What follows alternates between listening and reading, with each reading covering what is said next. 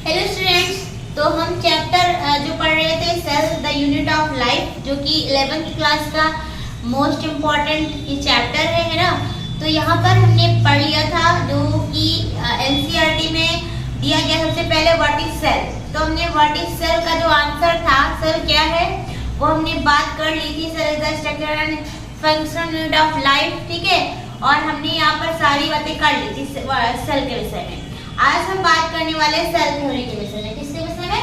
तो cell theory के विषय में। सबसे पहले सेल थ्योरी किसने दी? तो एक जो यहाँ पर मैथाइस स्लाइडर है, वो क्या है, एक जर्मन बॉटनिस्ट थे, ठीक है। एंड थ्योडर सॉन, जो कि एक ब्रिटिश जूलॉजिस्ट थे, ठीक है। तो सेल थ्योरी सबसे पहले मैथाइस स्लाइडर एंड थ्योडर सॉन ने दी थी, ठीक है। तो यहाँ पर अगर हम बात करें, मैथाइस स्लाइडर जो जर्मन बॉटनिस्ट थे, उन्होंने डिस्कवर किया था that all plants were made of cells, मतलब सारे प्लांट्स किससे बने हुए हैं? सेल्स से बने हैं, ठीक है। एंड जो थ्योडर सॉन थे, वो क्या थे, एक जर्मन जियोलॉजिस्ट थे, उन्होंने डिस्कवर किया था that all animals are made of cells, मतलब जो भी एनिमल्स हैं वो सभी सेल्स से बने हुए हैं, ठीक है।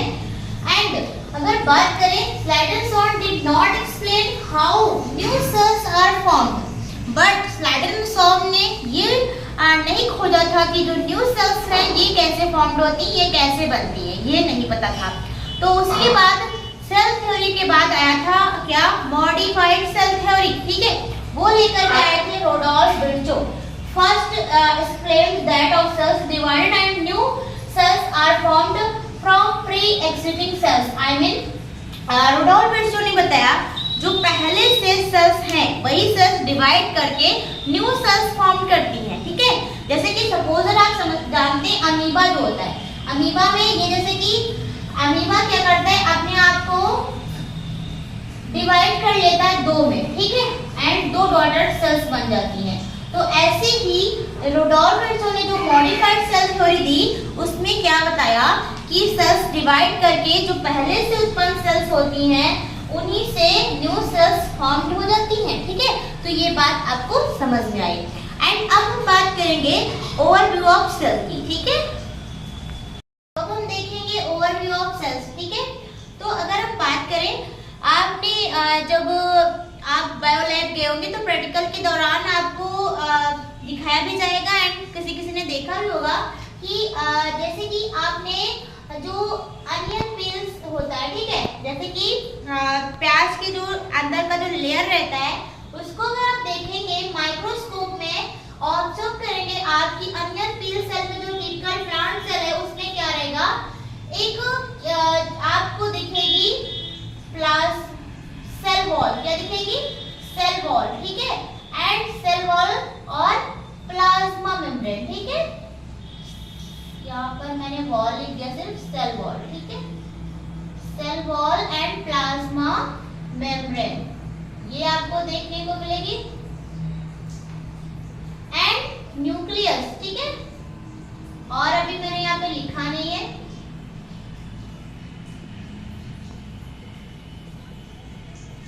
ठीक है। और फिर अगर आप ह्यूमन की सेल को देखना चाहें तो चीक सेल, ठीक है। तो ह्यूमन की सेल जो टिपिकल एनिमल सेल होती है, अगर आप चीक सेल को देखें तो आपको यहाँ पर सिर्फ प्लाज्मा मेम्ब्रेन दिखेगी, आउटर बाउंड्री जो रहेगी वो प्लाज्मा मेम्ब्रेन, ये, ठीक है, प्लाज्मा मेम्ब्रेन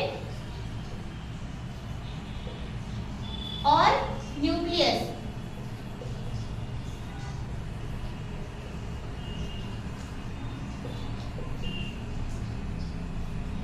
ठीक है।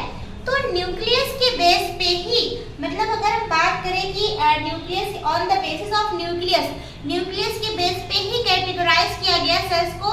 तो आपको हम बताएं कि जिस सेल में, यहाँ पे आप देख लीजिएगा, जिस सेल में क्या होगा, ट्रू न्यूक्लियस होगा, I mean well defined nucleus होगा, उसे हम कहेंगे यूकैरियोटिक सेल्स। एंड जिसमें वेल डिफाइंड न्यूक्लियस नहीं होगा, आई मीन ट्रू न्यूक्लियस नहीं होगा, उसे हम क्या कहेंगे, प्रोकैरियोटिक सेल, क्या कहेंगे, प्रोकैरियोटिक सेल्स। एंड जिसमें न्यूक्लियस होगा उसे हम क्या कहेंगे, यूकैरियोटिक, यूकैरियोटिक सेल्स, ठीक है।